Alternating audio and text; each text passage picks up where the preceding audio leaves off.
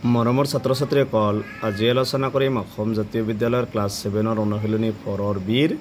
8 number প্ৰশ্নৰ পৰা number প্ৰশ্ন কৈছে কাখৰ চিত্ৰত ত্ৰিভুজ ABCৰ এংগল BAC ইকুৱেল দি আছে 65 ডিগ্ৰী আৰু কৈছে BA সমান্তৰাল C আৰু এংগল ECD দি আছে 55 ডিগ্ৰী হলে এংগল AC আৰু এংগল ABC ওলোৱা এইটো চিত্ৰৰ পৰা চাবা ABC কি দি আছে এটা কোণ দি আছে 65 এটা দি আছে কিমান 55 ডিগ্ৰী ইয়াৰ পৰা আমি বাকি দুটা কোণ ওলাব লাগে বা দুটা কোণ দি আছে আৰু বাকি দুটা কোণ AC আৰু ABC ৰ মাপ ওলাব লাগে দিও সব প্ৰথমে দি আছে ত্ৰিভুজ ABC ৰ এংগল BAC দি আছে 65 ডিগ্ৰী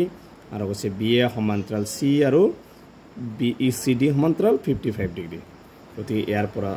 আমি কি ওলাব লাগে কোণ AC আৰু কোণ ABC ওলাব লাগে প্ৰথমে এইটো কোণ ওলাই মন চাবা এইটো কি দি আছে প্ৰথমে এইটো লিখি লবা যে তো দি আছে BA সমান্তৰাল C এই BA টো কাৰ সমান্তৰাল CE ৰ সমান্তৰাল বুলি কৈছে এতিয়া এনেকে লিখিব পাৰিবা যে আৰু AC টো কি হ'ব ছেদক হ'ব এবাৰ ACE AC ৰ সমানটো কি হ'ব BAC যেটো একান্তৰ কোণ যে এনেকুৱা ACE ৰ একান্তৰ কোণ কি হ'ব BAC এনেকে লিখিব পাৰিবা যে তেকে angle ACE equal angle BAC তো সে একান্তৰ কোণ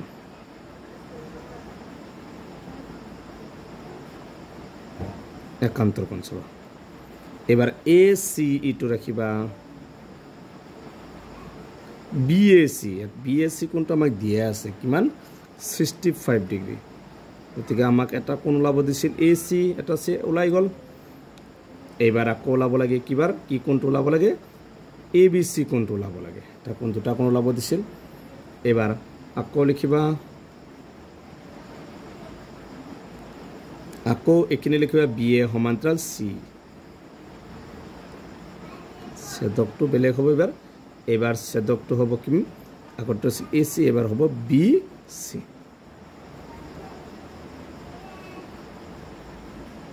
BC ছেদক এতেকে কোণ কি হ'ব ABC ৰ অনুৰূপ কোণ কি লিখিব পাৰিবা ECD ABC ৰ অনুৰূপ কোণ হ'ব কি ECD কেনেকৈ লিখিব কোণ ABC সমান কোণ কি হ'ব ECD যেটো অনুৰূপ কোণ বিলাক সদায় কি সমান এটা লিখি দিবা যে অনুৰূপ কোণ